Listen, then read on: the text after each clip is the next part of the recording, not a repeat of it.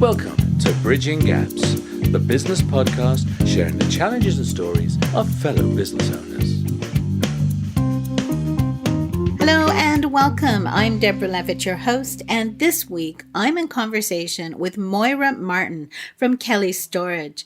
We talk about how Moira came up with the idea for a charity division within Kelly's, which changes the way that they actually support charities. And rather than just giving them money, which is obviously always appreciated, they actively work to raise money with the charities. And this has resulted in really fantastic returns on the investment that Kelly's is putting in, and also hugely benefiting the charities that they work with and for. So I really wanted to learn more about this, to understand some of the challenges and obstacles that Moira and her team have faced, and really just to share this with you. At the end of the show, there will be another snippet from one of the business owners that I spoke to at the Lead Gen Summit back in October.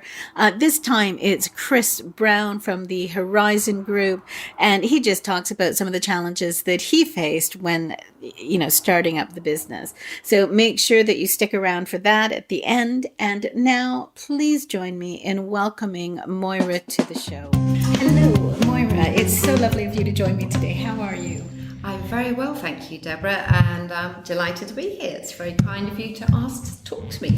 Oh, no, well, I'm really interested in how Kelly Storage and you actually have taken such a different approach to providing, I guess, support to charities and things. So I'm really glad to have the opportunity to learn more about it, and just to see, because my experience is very much I'll give some money, or I might give some time. And I know different businesses will, allow people's, days or whatever to go in and support charities. But you guys are coming from quite a different angle.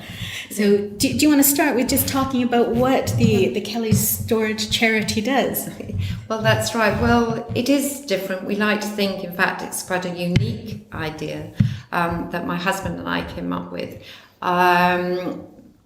We're owners of a storage company, very thriving and successful, and we've done very well, and we have wonderful staff, and we're pretty happy really with where we are. But we've always liked to help others, and over the years I've given every Christmas, you give donations to different charities. I like to support local charities, but we used to do international shipping, and I used to get container loads of old toys and clothes, etc., and send them to orphanages in South America and Africa. So we do have a history of being involved and trying to help others. It's something we both believe in, fundamentally. And I just happened to, I've actually had a career in teaching, but I decided I was only doing it part-time lastly, and I decided it was time to stop and maybe do something else, or focus a bit more on my family who were growing up and having their own children. So I was slightly at a loose end and got involved with a fun one, I suppose you'd call it, that a charity were organising and Kelly's were sponsoring. And I also got involved in the organisation. And I was I was amazed and shocked. I was amazed at the possibilities of such events, that they could raise so much money, they could make people so happy, enjoying being fit, getting out there, helping a good cause. Fabulous atmosphere, great thing to do, and so many people getting involved. So that was brilliant. I was inspired by the event, but I was absolutely shocked at the way the charity was unable to make the most of the opportunity, because they got no business sense really. It wasn't particularly a criticism of them, but they weren't used to it. They had very few resources in terms of time and money to throw at the event. So it was a struggle for them really.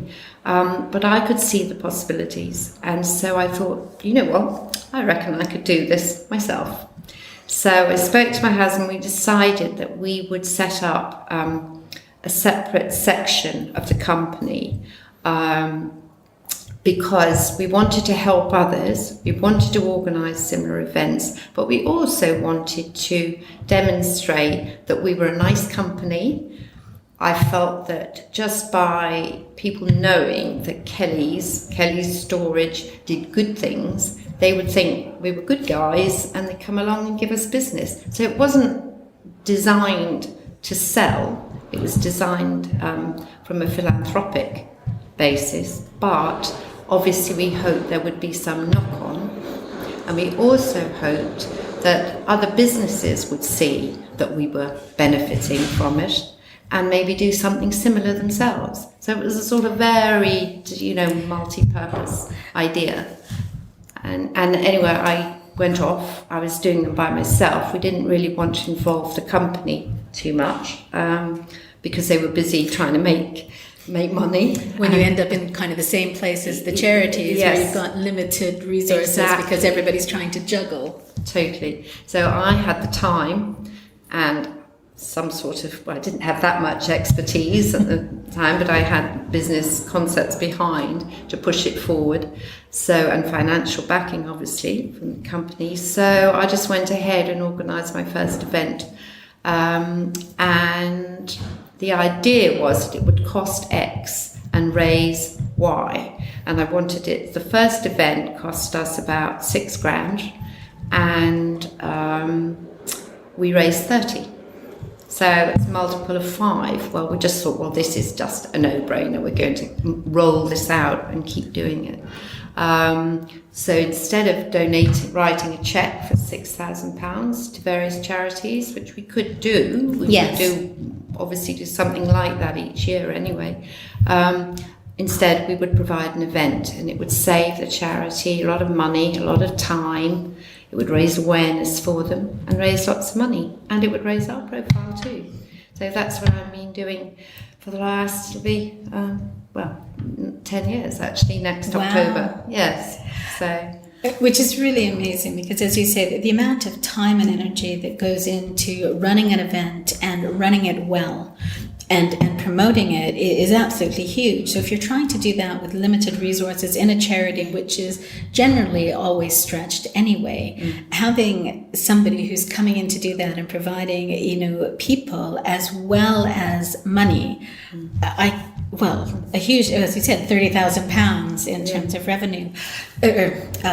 Yes, donations. Yes. And our USP obviously was that, unlike most events, we didn't deduct any costs. That's what I was just going to ask. Yes. So most, lots of companies sponsor events, or there are events companies, they organise fundraising events, but they deduct their costs. So not all the money that you give goes straight to the charity that you're trying to support. A percentage will always be taken.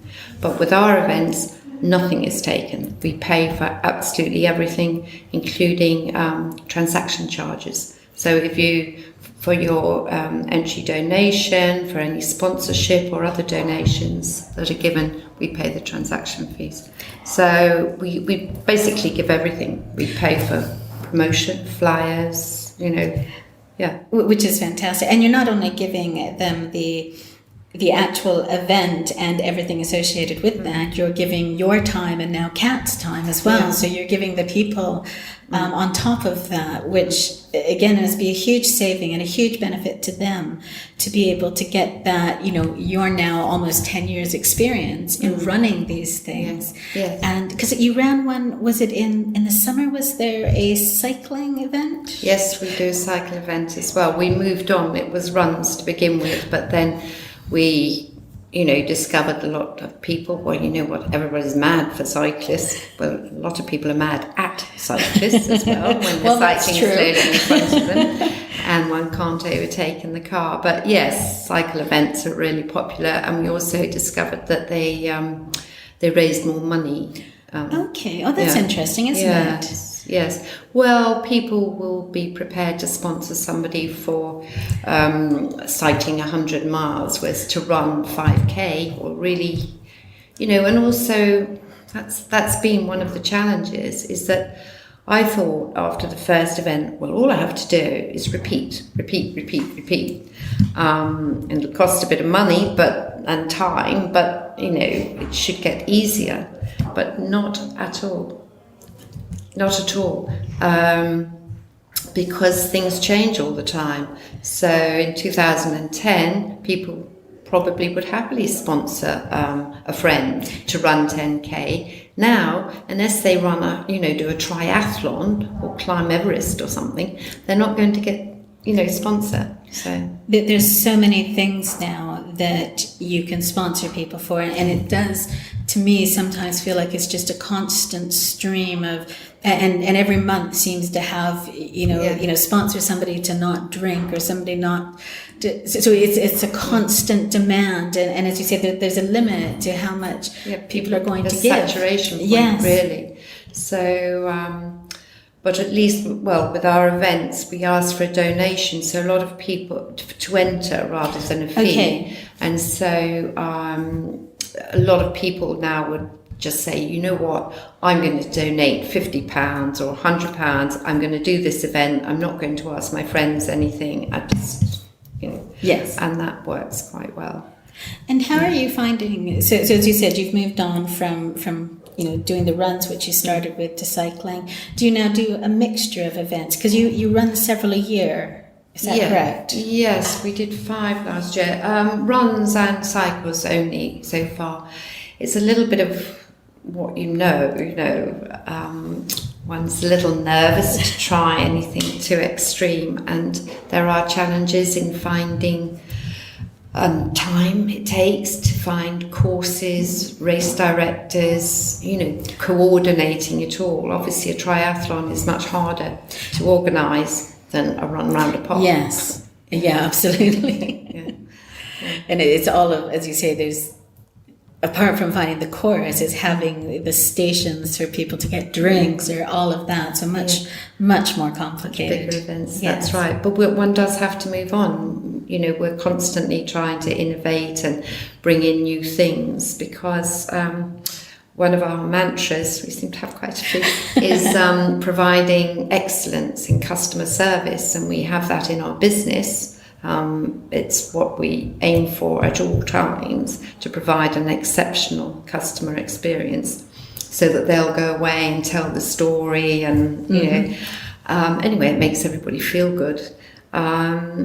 But we also want to do that at our events. So I'm determined. I don't like to have too many queues for anything. I like to make everything slick and easy for people and as comfortable as I can.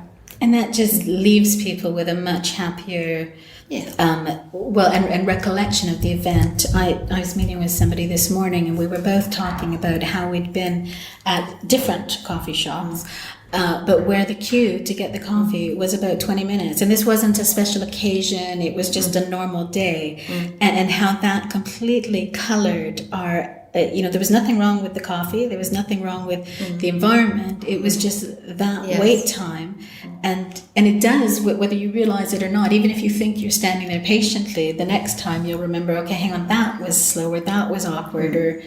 So the attention to detail, I think, does have a really quite a big impact. Yes, and we're always trying to improve the things. The other thing I was going to say was that, of course, it's quite a nice fit for our business, because at our events, we always have a bag drop, so people can leave, especially if it's, say, we're doing a run next month on October 14th. Well, we'll talk about the run after the fact. But we, at our runs, people come with their coats and it's a bit cold maybe, and then they want to take them off to get running. So we have a bag drop and leave their valuables. You don't want to run carrying your wallet. No, exactly. Or so on. So the company, obviously, we can bring trailers and boxes, and we're able to provide a really good bag drop service. We've been told it's the best in the world. But that sort of thing helps as well. Well, absolutely. And it also, as you said, in that while you're not selling to people, you are demonstrating your expertise in other areas as well. So not just that you're nice people and know how to put on an event, but actually you know about storage and you know, managing bag drops. And so it all helps, doesn't it? Yes, it's a nice fit, really. And do you work mainly with one charity, or do you support multiple charities? Well, that's an interesting question, Deborah, because the first charity I approached and said, would you like us to do this? I'm planning to organise an event. Would you be interested? And they went, yippee! And they grabbed the opportunity with both hands and they really ran with it. And that was Challenges in Guildford. Well, they were only in Guildford then. And they've just been amazing. They really grasped the potential and went out, got their supporters, said, come to this event because we're going to get 100% of it. You know, it's a brilliant chance for us to raise money. Come and support us. And they've been doing that ever since. So I now do 2 events a year for Challenges. But I have literally been in tears because I have worked with other charities and done the same thing, same events, offered the same, and they've gone, oh, thanks very much. And they haven't garnered their supporters and they haven't put their heart and souls into it because it is a partnership. We do the work, but we liaise, we talk, we're both trying to push the event and make the most out of it. For both sides, because obviously we've done a lot. We want our events to be successful. We want lots of people to come. We want our measure of success is how much money we've raised, and how many people have come really, so that to raise awareness for the charity and of us. But some charities just, I don't know, they just didn't get it, and it beggars belief. I just can't understand. Literally I've been in tears. I've had charities going, well, thanks, but no thanks. We do a bit of a fun run ourselves, so no, Or they've taken it on and said, yes, we'll go for it. It sounds amazing. But then they've sat back and, And as you say, they've got, however big or small it is, they've got a pool of people who are interested in supporting their charity.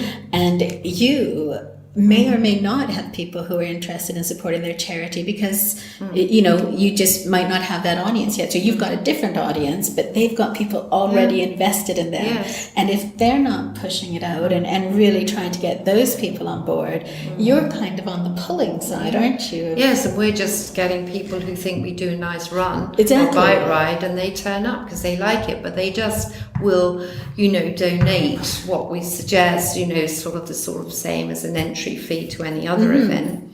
So they do get that money, but it can be so much more successful. Yes, so much more. And just that awareness and visibility. It is interesting though, isn't it? How some people just, whether they just don't get it or are thinking, oh, well, you're doing it for us and we can just step away and it hasn't clicked maybe.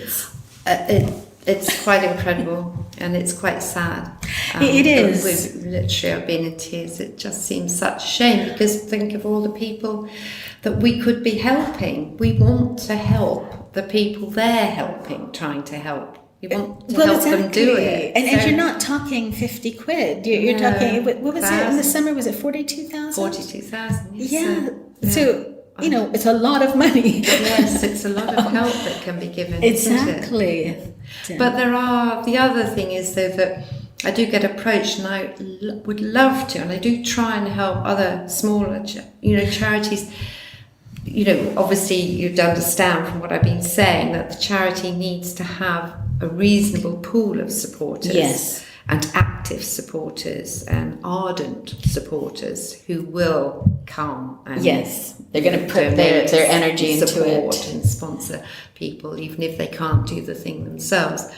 But there are charities who are equally wonderful, do fantastic work and are very proactive and good, but if they don't have a large enough pool, then the cost of our events not that we get any money from it, but it just doesn't make sense. Yes. If you spend £6,000, £10,000 on an event and it only raises another £5, we might as well have given them the money in the first place. Yeah, you could have just written the cheque for them rather than doing the event. So there's a balance there. But we have helped other charities, but we've never had quite as good a partnership. Well, because I know when I first, I think I met Kat. Just for anybody listening, Kat works with Moira, so that's why 3 years now. For 3 years. Well, it grew so much, I just couldn't handle all this work myself. Which is fantastic as well. Well, and it also shows, again, more commitment from you, from Kelly's, in terms of putting extra resource into it, not just going, well, this is all we can do, which is another, I guess, positive.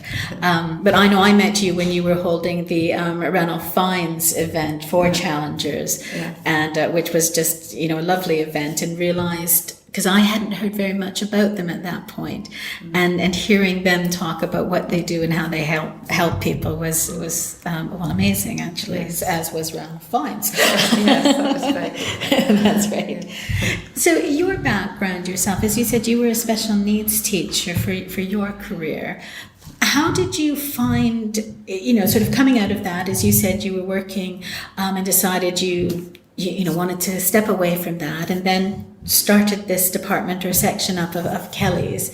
How did you find that transition? Was it a completely new world to where you'd been before? Well, no, not really. Obviously, my teaching was I Masters in Literacy and Language support. So I was doing a lot of small group teaching and one-to-ones, not with severely disabled children, but just with learning difficulties, basically. Right. And I loved it. I love working directly with people and trying to help. But in terms of, these events, it's all about organisation.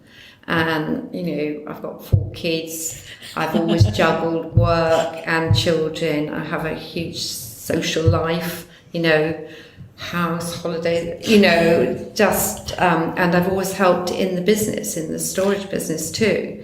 So I've always had multiple roles. I wear a lot of hats, I suppose. So it wasn't a shock to the system. Yes, and I like organising things. We're quite well renowned for our parties, which I've organised at home. So yes, it wasn't a major transition at all. And did you find, so we talked a little bit about how challengers, really got it from the outset, and some other charities haven't necessarily really, I guess, been able to grasp the concept and put everything into it.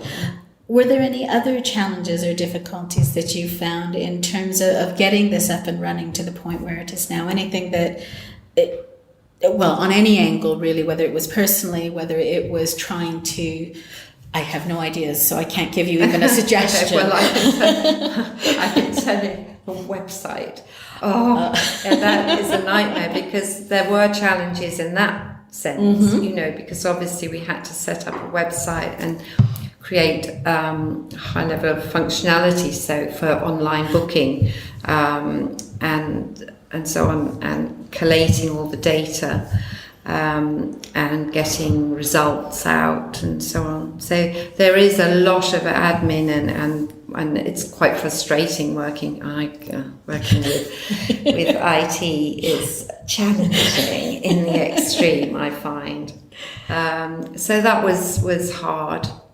Yeah, and there were a lot of different angles to organising the events as well. Designing flyers. Back in the day, I used to do all that and work with those people and make sure all the deadlines I'm okay with. Yes, but it's getting everything done and ready. And so did you find that you had to learn new skills to be able to take on or to converse with people about them? Yes, because I've never. And obviously it's an age thing. My daughter sort of came out, with a device in her hand, in fact, But it's okay, I'll swipe here. And I deliberately never did sort of secretarial work or typing or anything like that. So, obviously I'd acquired certain computer skills, just as one does. over the years. But yes, I've had to get a lot more au fait with all that.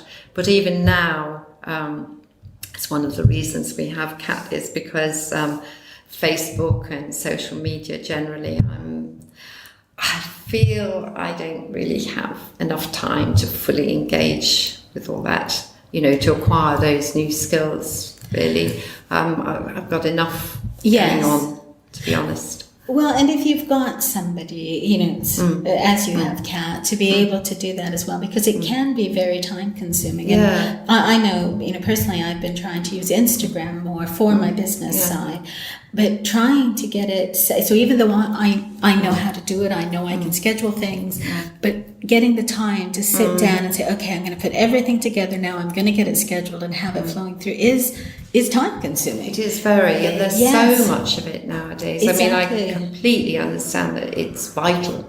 It's vital. We have to do it. But I'm just thinking, maybe I'll do some of the other.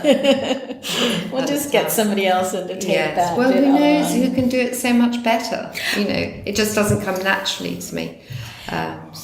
And I think that's one of the key things I know for a lot of the other business people that I've spoken to is that recognition of once you can afford it, so from their perspective, once they've generated enough income, it's like get rid of the stuff that you're not good at, outsource it to somebody who's good at it and who probably loves doing it rather than continuing to pressure yourself. Oh, I think so, yes.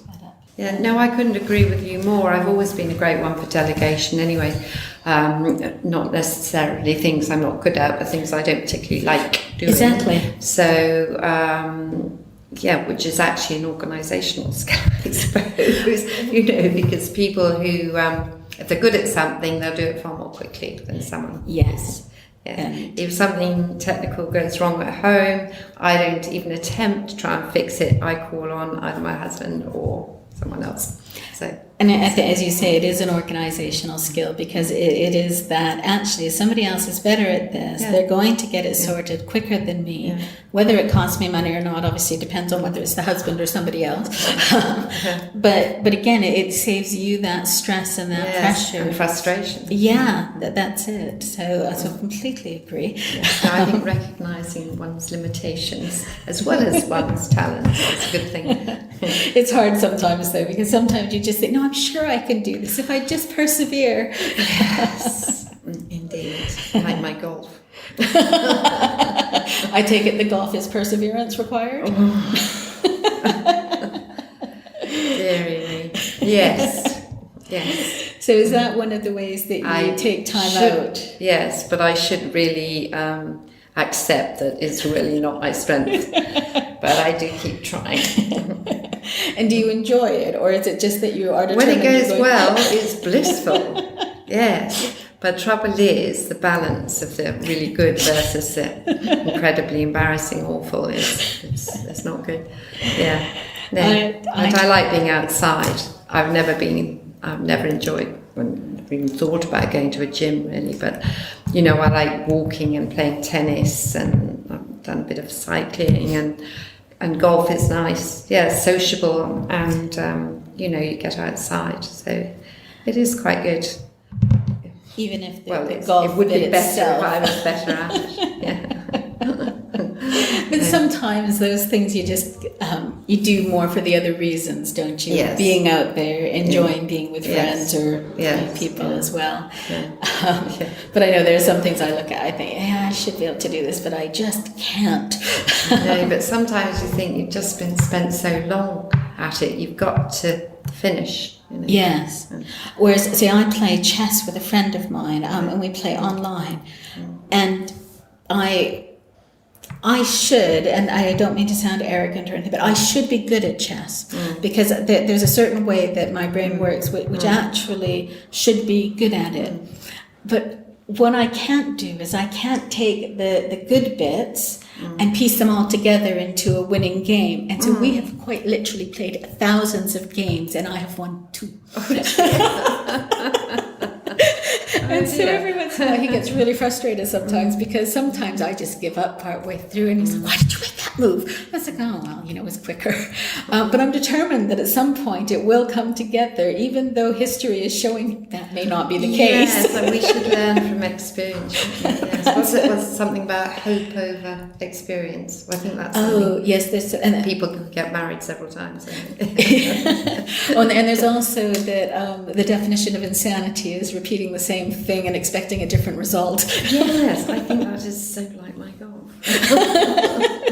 If I just keep doing it this way, eventually it will actually work. Nope. So what else do you do to maintain a balance between, putting on the event? Because I assume, possibly incorrectly, that, as you're leading up to one, that it's quite pressured. Yep. And so how are you making sure you're getting the time? Getting the time to what? Well, Sorry, yes, I stopped. I was thinking about that now.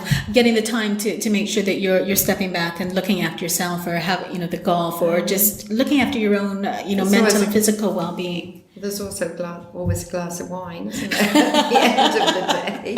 Well, and they say red wine is good for you. I don't think that's changed yet. Well, I have an extended family, and I spend a lot of time with them and really, really enjoy it. And it's nothing like being with little ones, because I've got 7 small grandchildren now. Oh, wow. And yes, it's that really, I do step out and away from thinking about other things when I'm with them, which is lovely, and family. And I'm, pretty sociable, so I've got a lot of friends, and, we get together, what else do I do? I play Scrabble, book clubs. I fit a lot into every day. Which is lovely. Well, it is, except that I'm aware I'm one of those rather annoying people that I'm always in a rush. Okay. And perhaps don't, come over as having time to spend, and devote to talking to somebody or whatever, and give them their time, my time. I want to, and I do, but I still, at the back of my mind, I'm pretty much rushing on to the next thing. I need to do more mindfulness, I think. Which has come up in a lot of conversations I've had. And actually, I've started it's probably a few months ago now, I started doing meditation. There's, one of the apps that you can get. And I am actually finding that it makes a difference. So he gives a little... I was talking to somebody else and he called it a mini therapy session. So at the beginning of each little meditation, the guy who's doing them gives you a little talk on something. It's just, 30 seconds maybe. But then I find that it does, and it's like, oh yes, I do need to just step back and let that float over me. Or yes, I'm stuck in traffic. And you're right, I'll just observe it. So I've been really quite surprised at how it's just kind of seeping its way into my life as opposed to a step change. Yeah, I think we should. I definitely should do more of that. I know I should, because it's a great thing to do. And I mean, I'm one of those people, because I'm busy. I do, I can't just sit, sort of trying to do several tasks at once. So if I'm in the middle of cooking, I'll still go and do a couple of emails, and I'm listening to something, and texting someone, and. We never, sometimes I have to consciously say, I'm not going to look at anything. I'm just going to sit and think or watch. And actually, when you first do it, it is really hard because you feel like you should be doing something else. And I know in the meditation things that I'm doing is he's always saying, other thoughts will come in and that's okay. But just as soon as you realize it, you push them away. But of course, if you're used to everything, really rushing into your head, it does feel very uncomfortable actually. And I know other people I've spoken to who have said that, I can't meditate. I just can't sit there. And I think it is that they're not able to deal with that uncomfortable feeling for long enough to get past it. But as you say, it's finding... Yes, and then finding the time to do these things. I thought this was quite wise. A young friend of mine, he's so busy. He runs this amazingly successful restaurant, and he's got 4 young children, and his wife works, and anyway, he's so busy, works all the hours there are. And he said he was thinking of taking something else up. I said, my goodness, Brian, how will you ever find the time? And he said, you don't find the time, Moira, you make it.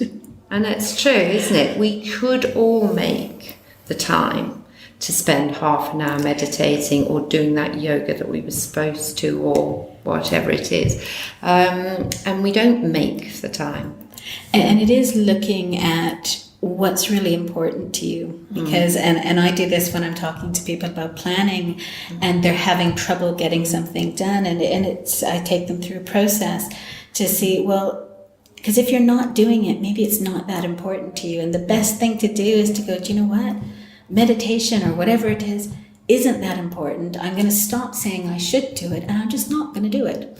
Because then you also give your head more space to do it. Or you say, actually, no, I've now gone through this and it's really important to me. Therefore, I'm going to make time to do it. But if we just add everything onto the list, what you keep running, don't you? And you're putting all this pressure on yourself to do things. But it's not easy. No, but to be fair, I do, I like to walk a lot. I mean, we're so lucky where we live, the part of the world in the Surrey Hills. Yes. And actually we also, I go to, I'm from Ireland and I go to Ireland a lot. We have a place in Kerry and it's so stunningly beautiful. And that's very therapeutic, but I love to get out and walk. And just walking is, it's not meditating or mindful, but it is mindful because at the moment, the smell of the autumn leaves and it's just beautiful. Well, and the crunch of the leaves as well when it's been dry. Or as you heard Kat saying, I don't have the dog with me today, but I borrow a dog. And just watching him run and enjoy himself as well. So I think it is a meditation. It's just that enjoying being in the moment, isn't it? Yes, So I really do enjoy that. And I do it several times a week. And as you say, we are very lucky with all of Surrey is such beautiful spaces. Fantastic, especially with this wonderful weather. I know. But I do make a point of not having, I take my phone for timing or just in case, but I don't actually like having phone conversations when I'm walking because it distracts, it stops me enjoying it. Yes.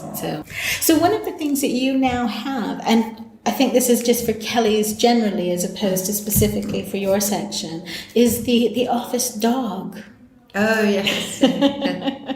Yes. Well, a new member of staff she is fantastic on the social media, but I think she's got a blog about her dog with hundreds and thousands of followers, which was quite a good reference for her when they were deciding to employ her, actually.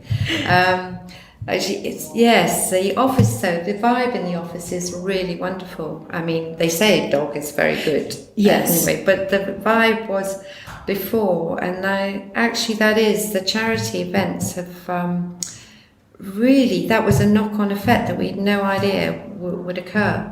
That the staff, once they heard about it, sort of grew organically. Initially, I didn't particularly ask too many to volunteer, but now they're queuing up to volunteer, and the atmosphere in the office is fantastic.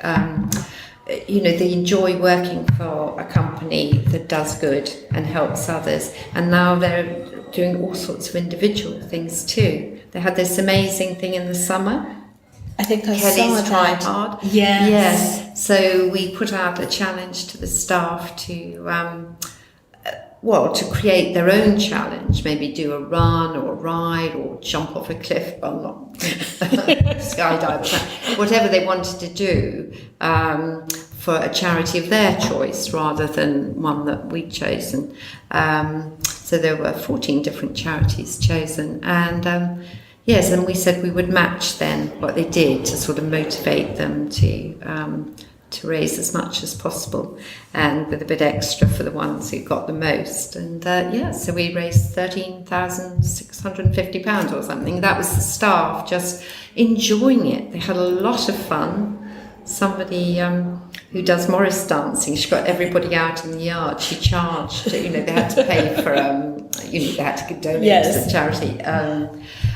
For a Morris dancing lesson, and they had a huge amount of fun. It's great. So people came up with all sorts of ideas.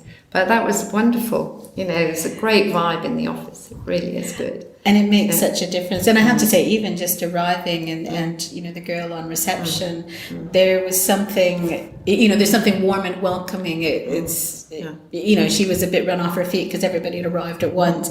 But there did feel like a good vibe just in that. Or when I was trying to get back to reception and somebody sort of, would you like me to walk you? I'm kind of lost. So it comes through even in those little interactions as well, which makes a huge difference to just, I think, to your clients and to your staff as well, and enjoying it, isn't it? Yeah, no, it's great.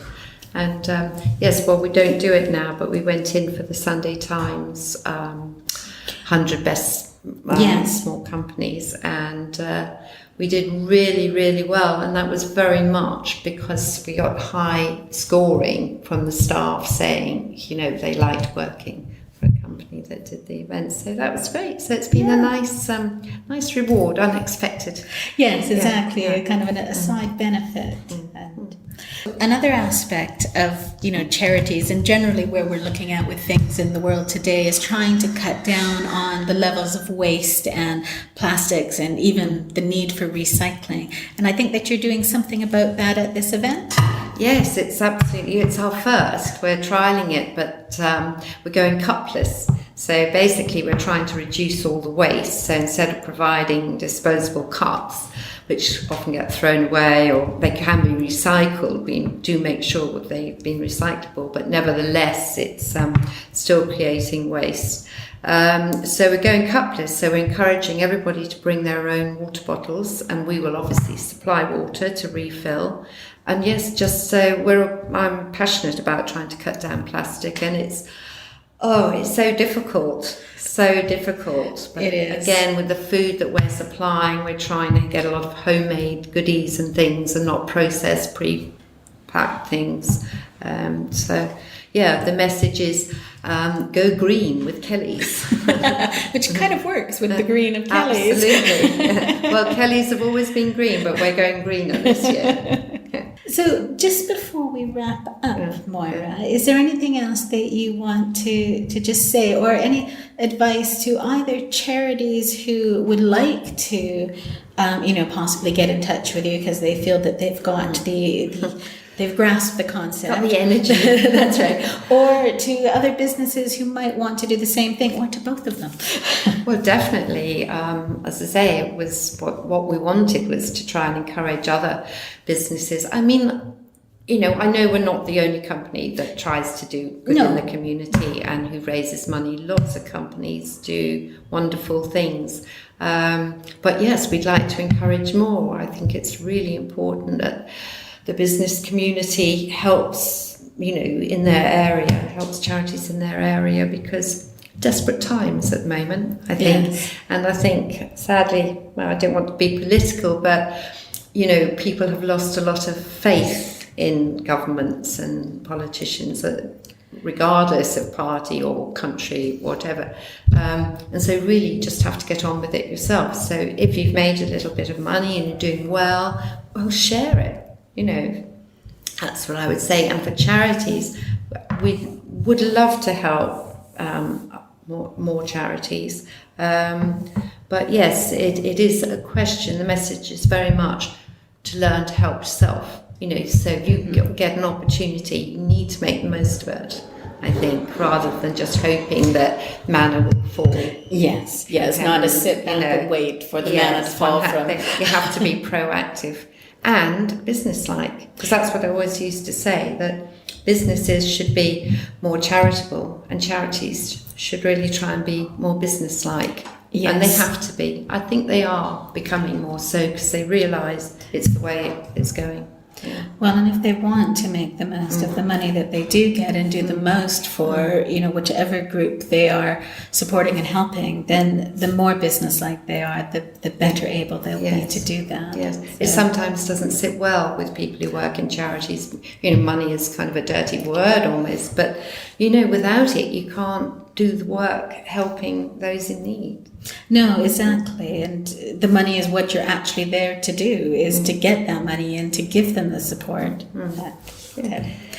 So, well, thank you very much for your time, Moira. It's been really interesting to talk to you. Okay. Well, thank you very much. I've really enjoyed it. I've been in conversation with Moira Martin from Kelly's Storage. If you'd like to know more about the events that Kelly's are running to raise funds for varying charities, please go to charity.kellystorage.co.uk. I will provide all details on the show notes. Coming up in a moment, a mini interview with Chris Brown from the Horizon Group. There's a whole new exciting energy about podcasts. They seem to be having a revival, if you like. They've been around for a long time. They've had lots of fans for a long time. But now they seem to be going more mainstream. And everywhere I go, I hear people either talking about them or that they've got their own podcast. Even the big television networks are having their own podcasts as well. So it's a really exciting and vibrant area to be in at this point in time. My podcast launcher is there to get you started, to get everything you need in place, including the concept and all of the other aspects, so that you're up and running as quickly as possible. Go to launch.bridginggaps.uk to find out more. You'll find full details in the show notes. Hello, so I've got Chris Brown with me. Chris is of the Horizon Group. Hi, Chris. Hello. Thank you for taking a few minutes to talk to me. We're still at the Lead Gen Summit, so just taking a little bit of a break at the moment. So Chris, in your business, what kind of challenges did you find, especially when you were first starting it up? Are there anything that kind of sticks really clearly in your memory? Absolutely. When we first started, I started a business with a business partner, and we were both had sort of profiles and had networks in our niche, but we very much were keen to work out how to use our existing network and monetize that essentially, and use the goodwill that we'd built up in that network to bring in leads for us. It's very difficult to set up a business and create a website and then hope that people magically find your website and magically then want to do business with you. You need to have a bit of a head start. You need to use people who can maybe provide SEO work or provide some sort of marketing work to give yourself a bit of noise, because just creating a business card, just creating a website isn't going to be enough. And so the way we did it was try to go out to our network and try and sort of build up momentum and noise through that to bring in our first leads, which then sort of, in theory, and as we've seen, it does escalate and therefore it snowballs, and you hope that if you do a good job for one person, then you'll be referred by them. Yeah, that it as you say, it starts to snowball based on that recommendation. So did you find, because I know you said you've got a number of different businesses, did you find that you were able to kind of leverage that network from maybe the first business in the other ones as well, or is it kind of starting from scratch again? No, very much. It's using the same suppliers, the same contractors, the same people in the network on the other businesses, because I'm very much staying in my field, and so the businesses, despite being very separate entities, they are very much in hand with each other. Right. And it's just been a natural evolution, and it's also been just through opportunities of meeting different people, right, and working together well. Yeah, and doing things like this as well, where you meet lots of different people as well, makes a difference, doesn't it? So that was wonderful. Thank you very much. No problem. Bridging Gaps, the business podcast, was produced by Deborah Levitt of Bridge Road Consultants Limited, with original music provided by Pete Dineley. You've been listening to Deborah Levitt on Bridging Gaps, the business podcast.